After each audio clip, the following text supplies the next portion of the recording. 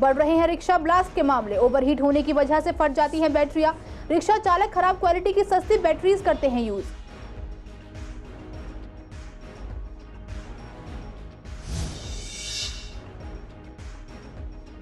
बिजली चोरी का विरोध करना पड़ा पड़ोसी को महंगा। जिम मालिक ने काट दिया पड़ोसी का कान। थाना मंडावली ने मुकदमा किया दर्ज।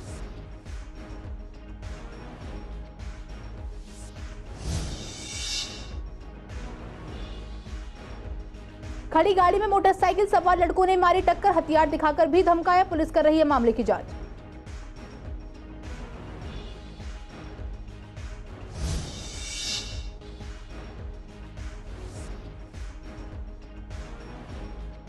नाबालिग से रेप पर पड़ोसी को 10 साल की सजा। कलकडूमा सेशन कोर्ट ने सुनाया फैसला। 2017 में हुए मामले का अब आया है फैसला।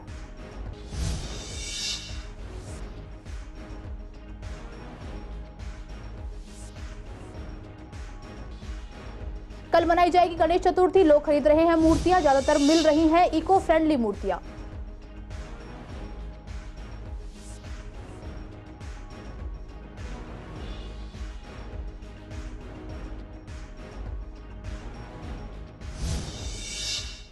नमस्कार, आप देख रहे हैं CCN लाइव। मैं हूं आपके साथ काजल चौधरी। स्वागत है आपका हमारे खास कार्यक्रम पूर्वी दिल्ली खास में। कुछ खास खबरों के साथ करते हैं बुलेटिन की शुरुआत।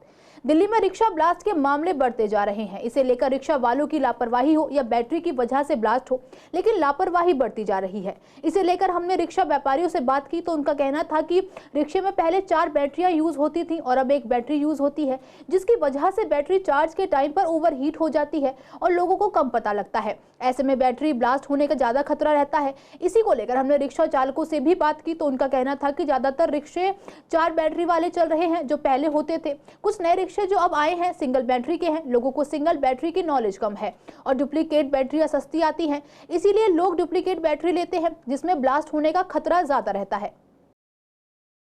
नहीं, ऐसी बात नहीं है। रिक्शा बैटरी रिक्शा एकदम सेफ है इस समय। इसमें जो पहले लिथियम पहले आती थी लेड एसिड्स बैटरी, उसमें प्रॉब्लम रहती थी पुलर को चलाने में। दिल्ली गवर्नमेंट ने इसको चेंज करके इसको कन्वर्ट कर दिया लिथियम बैटरी में। अब जो आपकी लिथियम बैटरीज हैं, इसकी एक तो एवरेज अच्छी है, पिकअप अच्छा है और इसमें आदमी भी सेफ़ है और उनकी इसमें इनकम भी ज़्यादा हो गई। इसमें ये महंगी ज़रूर पड़ती है उससे, लेकिन इसमें इनकम ऑफ सोर्स बढ़ चुका है। नहीं, ब्लास्ट का केस ये है कि जिनके पास पुरानी बैटरी लगी हुई थी 4 वाली, वो कहीं चार्जिंग ओवरहीट कर दी, ओवर चार्जिंग कर दिया, उसके कारण उनका कोई ब्लास्ट का प्रॉब्लम आ जाती है। अब लिथियम में ऐसी कोई प्रॉब्लम नहीं रही, सारी सॉर्ट आउट हो चुकी हैं। लिथियम में स्टार्टिंग में कुछ टेक्नोलॉजी नई आई थी तो लोगों को उसका अवेयर नहीं था। अब पूरा टेक्नोलॉजी अच्छी टेक्नोलॉजी आ चुकी है। भैया रीज़न ये है इसका, पहले 4 बैटरी आती थी तो वो चल जाती थी। अब रीज़न ये है इसका, सिंगल बैटरी जो आ रही है ना, आजकल किसी बंदे को पता नहीं होता कि कितनी चार्ज करनी होती है कितनी नहीं करनी होती। चार्जर कट नहीं मारते, ओवर हो जाती है गाड़ी है, इसलिए बैटरी ज़्यादातर ब्लास्ट हो जाती है। ज़्यादातर तो लोगों को सिंगल बैटरी से दिक्कत होती है। अब 4 बैटरी अगर ख़राब भी हो जाती है तो कई 10-12 हज़ार की बिक भी जाती है। सिंगल बैटरी बिक भी नहीं पाती है और सिंगल बैटरी थोड़ा वो जल्दी चार्ज होती है तो और जल्दी ब्लास्ट भी हो जाती है। वो ये सिंगल बैटरी आती है आपकी 80-90 हज़ार रुपये की, जो यात्री जो गाड़ी के साथ में जो आती हैं। अगर बाहर से लेना चाहोगे तो कम से कम 32-33 हज़ार रुपये की, 45 हज़ार रुपये की ऐसे आती है। और अगर 4 बैटरी लेने जाओगे तो आपको 32 हज़ार 30 हज़ार रुपये तक की ऐसे मिल जाती हैं। इसमें क्या है कि जैसे पानी निकल जाता है, ढक्कन खुल जाता है ना, तो बॉडी को गला देती है वो, तो तेजाब निकलता ही है, इसमें तेजाब होता ही है। ये रीज़न है। बाकी जो ज़्यादा दिक्कत है ना, स्मार्ट बैटरी है, स्मार्ट बैटरियों में भी दिक्कत आ जाती है जो कंपनियां चला रही हैं इस टाइम। सिंगल बैटरी के होंगे मेरे ख्याल से ज़्यादा 15% और बाकी होंगे 85% जो है वो होंगे आपके 4 बैटरी। नहीं, वो क्या होता है, ओवर चार्ज होने पे बैटरी कोई सी भी ओवर चार्ज होगी ना तो वो हीटअप हो जाती है। सिंगल बैटरी में भी अलग अलग है रीज़न। तो लोकल है, तो बॉडी में है, अंदर से लोहा भी लगा हुआ है, बहुत सी प्लास्टिक की वो फटती हैं ज़्यादा, वो फट जाती है। 4 बैटरी वाली फिर भी काम करती है हमारी। 4 बैटरी वाली अगर जैसे बैटरी ख़त्म हो जाती है तो हमारी हम रोक के 10 किलोमीटर गाड़ी ले जाते हैं अपने घर तक। अब इसकी तुम्हारी ये सिंगल बैटरी को कोई चार्जिंग है ही नहीं हमारे पास, कहाँ किसके वाला लगाएंगे। बैटरी में दिक्कत होती है, बैटरी तो दोनों लग जाती है, लगन वैसे सिंगल बैटरी का ज़्यादा बताया जाता है। 4 बैटरी में कोई दिक्कत नहीं, तेजाब तो वो निकलता है, ज़मीन पे गिर जाता है। सिंगल बैटरी भी फटते देखी गई एक बार, पता ना कहाँ पर, इधर वजीराबाद की साइड फटी थी, तो 2-3 सवारी लेके बैठी थी वो। ये तो सर एक दुर्घटना है, ये किसी के भी साथ हो सकती है, बट जो प्रॉब्लम आती है वो बैटरी रिक्शाओं में इलेक्ट्रिक वायर की वजह से भी आ सकती है, ना कि बैटरियों की वजह से। 4 बैटरियों में और सिंगल बैटरी में ये अंतर है कि 4 बैटरियां जो होती हैं वो पानी वाली होती हैं और उसमें चांसेस कम रहते हैं। सिंगल बैटरियां नहीं आ रही हैं सर। नई बैटरियों में ये है कि चलती रहती हैं तो कोई दिक्कत नहीं आती है। पूर्वी दिल्ली के मंडावली थाना इलाके के अंतर्गत एक हैरान करने वाला हादसा सामने आया है, जहां पर बिजली चोरी करने का विरोध को लेकर जिम मालिक ओमवीर पीड़ित शशिकांत के भाई के साथ मारपीट कर रहे थे। तभी शशिकांत बीच बचाव करने गए तो जिम मालिक ने पीछे से आकर दांत से उनका कान काट लिया। पड़ोसी और जिम में आए लोग कुछ समझ पाते उससे पहले लोग डर से भागने लगे। उधर पीड़ित की जिम मालिक ने पिटाई की और धमकी देते हुए मौके से भाग गया। वहीं पीड़ित का कहना है कि मंडावली थाना पुलिस द्वारा अभी तक कोई कार्रवाई नहीं की गई है। नहीं, इसके पीछे एक यही वजह थी कि इसका ना हमारे नीचे एक ओमवीर सिंह है, वो जिम चलाता है। उसका अपने मकान मालिक के साथ कुछ इशू हुआ, तो उस इशू के कारण मकान मालिक ने उसका बिजली का मीटर कटवा दिया, क्योंकि उसने पिछले 3-4 महीने से बिजली का बिल नहीं भरा था। तो हमने भी उसको अपोज़ किया। जब हमने देखा कि वो चोरी कर रहा है बिजली की, तो हमने 2-3 बार उसको अपोज़ किया। तो हमने उसको रजामंदी से करके उसने कहा कि ठीक है, मैं अगली बार से नहीं करूँगा, ऐसा नहीं करेंगे। तो उसने लगाया नहीं, तो ठीक है। 29 तारीख को क्या हुआ कि 29 तारीख को हमने उसको रंगे हाथों पकड़ लिया। रंगे हाथों पकड़ने के बाद हमने उसको मना कर दिया कि भाई ऐसा है, हम आपका तार निकाल रहे हैं, आप बाहर निकलिए। हमने उसको पार्किंग सीज़ करके उसको बाहर निकाल दिया, और उसके बाद हमने उसको कहा तुम चले जाओ भाई, हम तुम्हारे लैंडलॉर्ड से बात कर लेंगे। नेक्स्ट डे वो आता है। नेक्स्ट डे आने के बाद वो हमें धमकी देता है कि पार्किंग का ताला खोल दीजिए, अदरवाइज़ मैं आपको मार दूंगा, ये कर दूंगा, मैं तार लगाऊंगा और मेरे को कोई नहीं रोक सकता। अब इंसिडेंट क्या होता है कि हम 2 तारीख को मेरी वाइफ डर जाती हैं, तो फिर हम एसओचे के पास जाते हैं। हम वहाँ एप्लीकेशन देते हैं कि हमें प्रोटेक्शन चाहिए, हमें कुछ भी कर सकता है वो। एसओचे हमें रिसीविंग दे देते हैं। उसके बाद 6 तारीख को इंसिडेंट ये होता है कि वो रात को 12 बजे आता है, मेरे भाई को पीछे से पकड़ता है और उसको हिट करने लग जाता है। हिट करता है, हिट करने के बाद मेरे को उसकी आवाज़ सुनाई देती है। हम नीचे दौड़ते हैं, मैं, मेरी वाइफ, मेरे पिताश्री, और वहाँ नीचे दौड़ के देखते हैं कि वो उसको पकड़ के मार रहा होता है। तो हम उसको बीच बचाव करते हैं। बीच बचाव के चक्कर में वो पीछे से आता है, मेरे इस साइड यहाँ से आके कान में बाइट करता है, और बाइट करके पीछे की साइड वो आता है, मैं आगे की तरफ फोर्स करता हूँ, तो मेरा 1 मिनट के अंदर ही अंदर कान अलग हो जाता है। और अलग होने के बाद हम पीसीआर को बुलाते हैं, पीसीआर आती है, पीसीआर उसको दूसरी जगह लेके जाती है, हमें दूसरी जगह लेके जाती है। मेरे हस्बैंड का कान काट लिया, ओमवीर सिंह नाम है उस बंदे का, और वो हमारी बिल्डिंग में बेसमेंट में जिम चलाता है। वो पिछले पता नहीं कितने दिनों से बिजली की चोरी कर रहा था। हमें पता चला था कि उसने कुछ दिन पहले उसके लैंडलॉर्ड से हमारी अचानक मुलाकात हुई थी, जब वो मीटर कटवाने आई थी। तब हमें पता चला कि वो ओनर है और ये किराएदार है। इस तरीके का कुछ उनका आपस में जो भी डिस्प्यूट चल रहा है वो हमें नहीं पता, लेकिन वो बिजली चोरी कर रहा था, वो हमने पकड़ लिया। पकड़ने के बाद से ये सारी प्रॉब्लम शुरू हुई, और 4-6 दिन बाद मेरा देवर रात को 12 बजे के करीब ऑफिस से आता है, 11:30 से 12 के बीच। तब ओमवीर सिंह ने हमला कर दिया। मेरे हस्बैंड बीच बचाव में गए तो उसने पीछे से झपटा मार के कान काट के अलग ही कर दिया। पुलिस को जिस दिन हमने उसकी चोरी पकड़ी थी, उसी दिन उसने धमकी दी थी कि मैं मार दूंगा, तो मुझे थोड़ा डर लगा। इसीलिए हमने दूसरे तीसरे दिन जाके पुलिस थाने में जाके रिटर्न में एप्लीकेशन दी कि हमें डर लग रहा है कि वो बंदा इस तरीके का है, उसका क्रिमिनल पता नहीं रिकॉर्ड है या नहीं है, हमें नहीं पता। लेकिन बाद में पता चला हमें कि हाँ है, उसने काफ़ी गबन किया है, ये वो सब हमें पता चला है बाद में। तो लेकिन पुलिस ने कोई एक्शन नहीं लिया। अगर पुलिस हमारे कहने पे पहले ही एक्शन ले लेती तो शायद ये इतना बड़ा जो इंसिडेंट हुआ है ये नहीं हो। सोशल मीडिया पर एक वीडियो वायरल हो रहा है जो उत्तर पूर्वी दिल्ली का है, जिसमें उत्तर पूर्वी दिल्ली के थाना भजनपुरा के अंतर्गत अपने घर के बाहर खड़ी गाड़ी में मोटरसाइकिल सवार 2 लड़कों ने पीछे से टक्कर मार दी, जिस कारण वाद विवाद हो गया और मोटरसाइकिल पर सवार लड़कों ने शिकायतकर्ता ने हथियार निकाल लिया और धमकाने लगा। पुलिस इलाके के सीसीटीवी खंगाल रही है और इस मामले में जल्द ही लड़कों की पहचान कर रही है। करावल नगर इलाके में 16 साल की एक नाबालिग लड़की से रेप के आरोप में कड़कड़डूमा सेशन कोर्ट ने मुलजिम को 10 साल की सश्रम कैद और 15,000 रुपए जुर्माने की सजा सुनाई है। एडिशनल सेशन जज सुश्री चारू गुप्ता की कोर्ट ने इस मामले में अखिलेश उर्फ भूरा को यह सजा सुनाई है। वह बच्ची के पड़ोस में ही रहता था। मामला 3 सितंबर 2017 का है। तब उसने बच्ची से जबरन दुष्कर्म किया था। मामले की रिपोर्ट पुलिस में दर्ज कराई गई थी। अब करीब 6 साल बाद इस मामले का फैसला आया है। सरकारी वकील मसूद अहमद ने इस मामले में जोरदार पैरवी और ठोस सबूतों के आधार पर अभियुक्त अखिलेश को दोषी साबित किया। यही नहीं, पीड़िता को डीएलएसए की तरफ से 3 लाख रुपए का मुआवजा भी दिया जाएगा।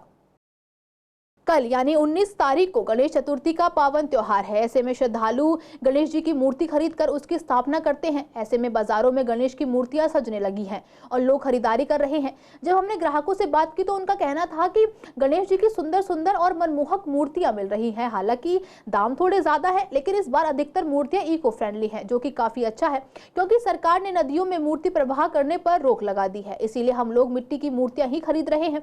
वहीं दुकानदार बताते हैं कि तकरीबन 6 महीने पहले से ही वो गणेश की मूर्तियां बनाना शुरू कर देते हैं, जिससे कि त्योहारों के समय में मूर्तियां पूरी हो जाए। वहीं अब लोग एनवायरमेंट फ्रेंडली मूर्तियों की डिमांड करते हैं, इसीलिए सारी ही मूर्तियां मिट्टी से ही बनाई जाती हैं। कल करेंगे, कल रखेंगे स्थापना। हम सब लोगों ने लिए अपने पहले रखेंगे, मतलब सांझ सुबह पूजा करेंगे, पूजा करके अपने सब कुछ सजा कर बढ़िया करके रखेंगे, पूजा भी करेंगे। हाँ, हमने लिए है और हमारे जो हरीश भाई साहब हैं, इनके क्लस्टर के अंदर इसको हम स्थापित करेंगे 9 दिनों के लिए। मिट्टी की मूर्ति है, जिससे कि यहाँ पर जो जल है वो भी प्रदूषित ना हो। ठीक है, 9 दिन के बाद में इसका जो विसर्जन होता है, हमारी आस्था है इसके अंदर, और अपनी आस्था के हिसाब से हम इसको स्थापित करेंगे। रोज़ इसकी सुबह शाम पूजा अर्चना होगी, उसके बाद में एक भंडारा करेंगे और इसको फिर हम जल प्रवाहित करेंगे, जो यहाँ पर हमारे CBD ग्राउंड के अंदर यहाँ के विधायक ने बनवाया हुआ है, और उसमें करें। मैं तो प्योर मिट्टी की मूर्ति लेने आया हूँ, ताकि इसमें विसर्जन करें तो हमारे पानी में घुल के हम इसे पौधों में विसर्जित कर दें अपने पानी को, ताकि जल किसी भी जल में हम प्रवाहित करने के लिए गवर्नमेंट ने बैन कर रखा है। ना जमुना जी में कर सकते, ना गढ़गंगा जाके कर सकते आप, तो इसलिए हम 11 दिन के लिए रखते हैं। पूरे घर के साथ में मंदिर है, हमारे मंदिर में स्थापना करवाते हैं मूर्ति की। प्रॉपर 11 दिन पूजा चलती है सुबह शाम। तो 11वें दिन हम इनकी अपने घर पे ही हम पानी के एक ड्रम में इनको विसर्जित करके, और जो पानी में मिट्टी प्योर मिट्टी के लिए हैं, जो ये घुल जाता है पानी में, मिट्टी घुल गई, उसी पानी को हम अपने पौधों में डाल देते हैं, ताकि कोई भी दूषित ना हो कहीं भी। साइज भी मैटर करता है? साइज़ भी मैडम थोड़ा छोटा लिया जाता है। पहले बड़े लेके जाते थे, लेकिन अब जगह नहीं होती कहीं भी करने की विसर्जन, इसलिए अब छोटे लेके जाते हैं। हाँ जी, पूरी आस्था जुड़ी हुई है जी गणेश जी के साथ। इन्हीं के दम पे दुनिया चल रही है, हम भी इन्हीं के साथ हैं जी। हमारा सनातन धर्म है, हम लोग ये नहीं करेंगे तो फिर हिंदू कैसे कहलाए जाएंगे। तो काफ़ी टाइम से हमारे पापा के ज़माने से मूर्ति बनाते हैं, पर अभी जो मतलब अभी देते हैं तो मतलब कि सीजन के 6 महीने पहले मेहनत करना स्टार्ट करते हैं, फिर जाके बना पाते हैं इस दिन के लिए। मिट्टी की मूर्ति बनाते हैं हाथ से, कोई डाई का, कोई मतलब कि कोई POP यूज़ नहीं करते हम लोग जी। वो अपने अपने डिज़ाइन दिखाते हैं, फोटो में कहते हैं ऐसी दे दो, तो हम बना के दे देते हैं उनको। इको फ्रेंडली का डिमांड है, क्योंकि ये प्रकृति को नुकसान करती है। जो POP वगैरह होती है वो हम लोग यूज़ नहीं करते। आप देख ही रहोगे, कच्ची मिट्टी का सारा हमारे पास वो है। आप पानी में डालोगे तो एकदम विसर्जन हो जाएगा। इसमें कोई वो नहीं है कि मतलब कि कोई झूठ बोल के बेच रहे हो, क्योंकि सरकार ने तो बैन कर ही दी है POP। साइज़ रेट हमारे 500, 600, 700, 800, 1000, मतलब 1000, 1200, 1500 से ऊपर की कोई मूर्ति है नहीं। खरीदारी शुरू हो गई है जी, खरीदारी शुरू भी हो गई है। काफ़ी भीड़ भाड़ भी आप देख ही रहे हो, काफ़ी हो रही है। और हमारे पास इस एरिया के विश्वासनगर क्षेत्र में तो हमारे पास ही आते हैं जी। वो अपनी अपनी श्रद्धा की बात है, वो 1 दिन भी रखते हैं, 2 दिन भी रखते हैं। बाकी स्थापना तो कल की है, तो आज की दुकानदारी पड़ती है ज़्यादा। अभी आप शाम को आओगे तो काफ़ी भीड़ भाड़ मिलेगी, ऐसा बात भी ना हो पाए। नहीं जी, ऐसा कुछ नहीं करते। जो हमारे फिक्स रेट है वही देते हैं, और जो हमारे पुराने ग्राहकी आते हैं अधिकतर, जो नए आते हैं तो उनको हम बेवकूफ़ बनाते नहीं है जी। ऐसा कुछ नहीं है। बाकी जो है मतलब कि जैसे बाल गणेश हो, ऐसे नाम रखते हैं हम लोग अपनी अपनी दुकानों के। जैसे हमारी दुकान का नाम बाल गणेश है, क्योंकि अधिकतर है ना मूर्ति छोटी है, तो बाल रूप रखते हैं हम लोग। जैसी जैसी दुकानें होती है वैसे वैसे उनके वो होते हैं। उत्तर पूर्वी दिल्ली के सोनिया विहार के तीसरे पुस्ते पर सुबह 7:30 बजे ऑटो और थार गाड़ी की टक्कर में ऑटो ड्राइवर की मौत हो गई। मृतक का नाम राजेश है, जिसकी उम्र 40 से 45 साल है।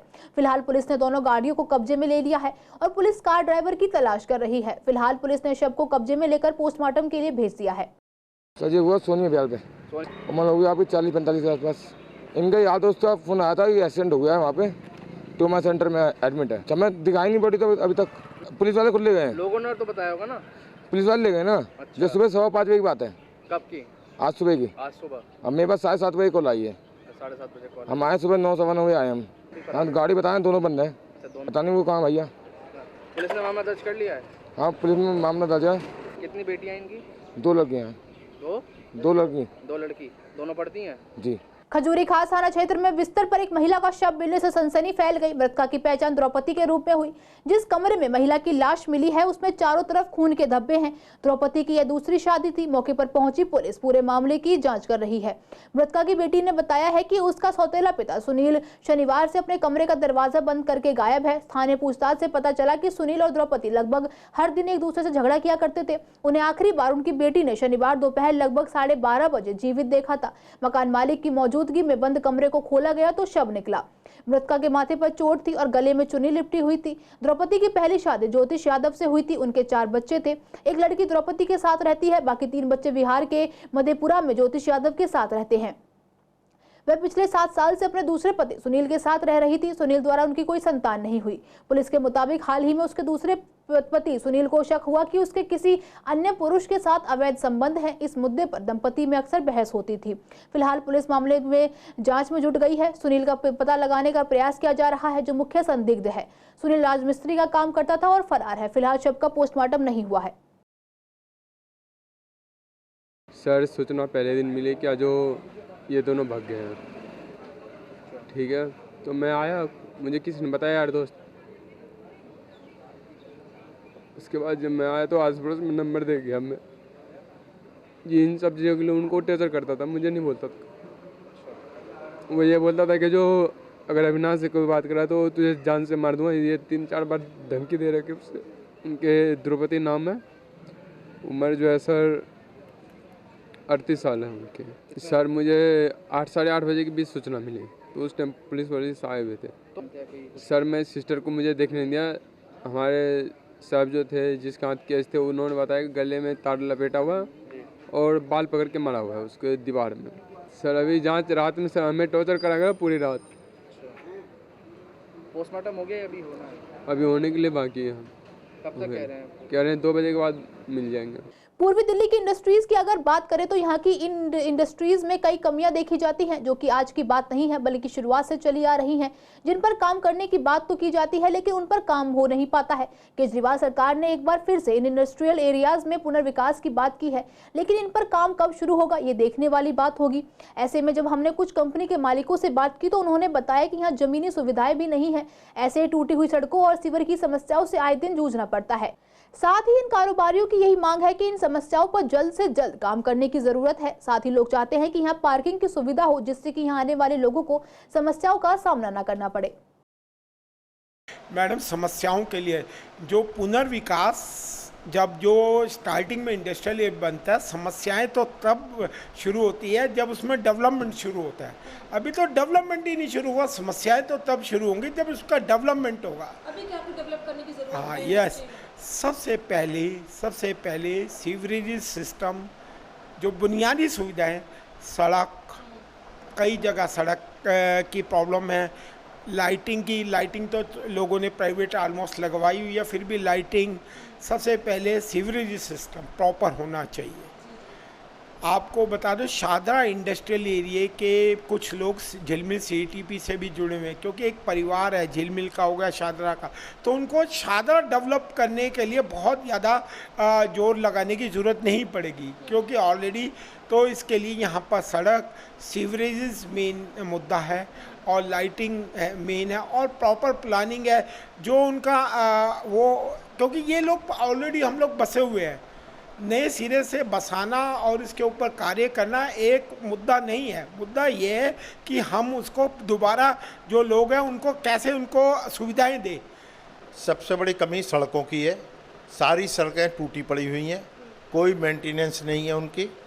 एक तो सड़कें मेंटेनेंस होनी चाहिए। दूसरा जो है सबसे बड़ा एक्रोचमेंट का बहुत बड़ा एक इशू है।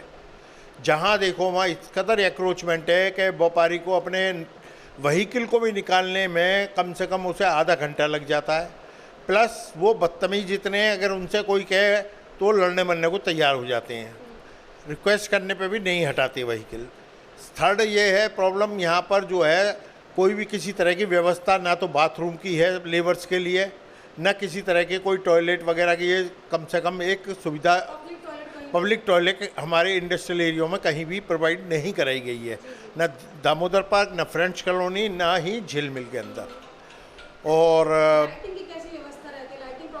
लाइटिंग कुछ कुछ प्रॉब्लम है, कहीं पर वो भी रिक्वेस्ट है, लेकिन लाइटिंग के बढ़िया प्रॉपर नहीं है। स्ट्रीट लाइट की पोजीशन ज़्यादा बढ़िया नहीं है।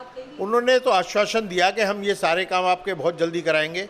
और एक सबसे बड़ी जो दिक्कत हमारे इंडस्ट्रियल एरिया का जो मेजर पॉइंट है, वो हमारे लाइट के रेट इतने हाई हैं कि हमने यूपी हरियाणा सब जगह का सर्वे ले लिया।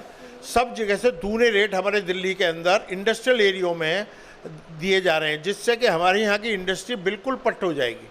अगर यही रेट अगर VSS लेती रही तो मैं समझता हूँ कि साल 2 साल में ही दिल्ली की इंडस्ट्री सारी A to Z यानी छोटे से छोटा वाइंडर भी ख़त्म हो जाएगा। यहाँ 20 साल से हम काम कर रहे हैं, 20 साल से आज तक कोई भी सुविधा नहीं है। ना तो रोड की सुविधा है, ना पानी की सुविधा है, ना सीवर की सुविधा है, ना बिजली की सुविधा है।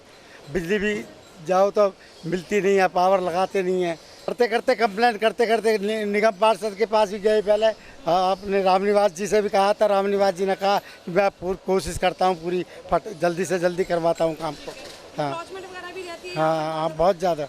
भाई यहाँ पे तो सारी सड़क आप देख ही रहे हैं क्या हालत है इसकी, ये सड़क की। तो इसको बनवा दें तो बहुत अच्छा हो जाए हमारे लिए। वो इसमें हालत है, आप मतलब देखने से ही पता लग रहा है कि हमारे बोलने से क्या होगा। जो आप देख रहे हैं वो एक्चुअल है पोजीशन। बहुत ज़्यादा दिक्कत है, बहुत ज़्यादा दिक्कत है। हाँ, मतलब पैदल भी नहीं निकल सकता अभी तो। ये जैसे थोड़ा सा आप देखो साइड से बीच में पानी भर जाता है, गारा हो जाती है, बिल्कुल कीचड़ हो जाता है। सीवर तो यहाँ पे ये नाले के ऊपर ही बना हुआ है। ये सारा मिट्टी भी पहले बहुत गहरा था, ये अब तो बहुत ऊपर हो गया, मिट्टी डल डल के हो गया।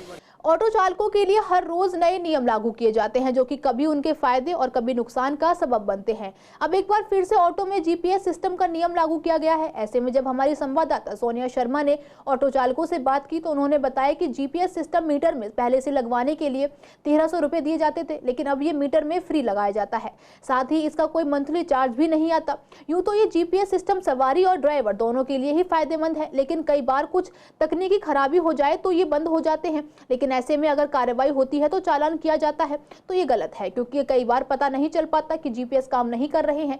ऐसे में चालान हो जाए तो दिक्कतें और बढ़ जाती हैं। नहीं मैडम, इसमें शुरू से इसके अंदर सिम डल रखी होती है, वो GPH की सिम होती है वो। अगर अदरवाइज हमारा मीटर ख़राब हो जाता है, तार वार कोई हट जाती है, तो अगर वो नहीं मीटर चलता है तो हमारे ऊपर कार्रवाई करने की बात कह रही है सरकार। हमारे लिए तो कोई बहुत ही नुकसान है, हमारे लिए कभी फ़ायदा होता ही नहीं है। नुकसान तो जरा सी बात का नुकसान है। अब तार बच्चे बैठ जाते हैं, बच्चे तार तोड़ देंगे, हमारा इसमें क्या कसूर है, और हमारा चालान कट जाएगा इस बात पे। नहीं जी, ऑन तो रहता है, अदरवाइज़ कोई ख़राबी है, मशीनरी है, कभी भी कुछ हो सकता है, तो उसके कारण में हमारा चालान कटता है अगर मीटर बंद हो जाए तो। ये ऑलरेडी शुरू से ही आता है, जब से अपने ये डिवाइस आए थे, ये मीटर आए थे, बहुत महंगे मीटर थे, 18,000 रुपये के मीटर दिए गए थे। जब से ही आ रहे हैं इसके अंदर GPS लग के ही आ रहा है।